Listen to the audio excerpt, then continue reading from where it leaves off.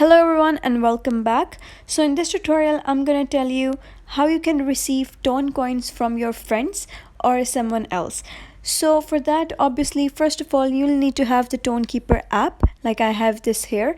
So just click on it, and once you click on it, you'll be redirected to the wallet interface, and it will be something like this. And here, over here, there'll be your total Toncoins which you have.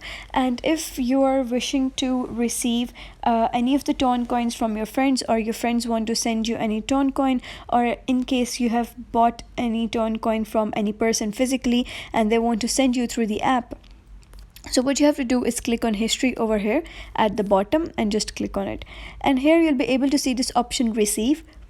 As I have no history right now, so that's why it's written your history will be shown here, make your first transactions.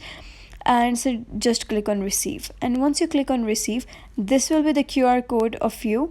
So you can just click on copy and paste it into someone's message from who you wish to receive the Toncoin, or you can just click on the send button and select to which app you want to send it to, like your friend's contact is on which app, and just click on your friend's number and it will be sent to you.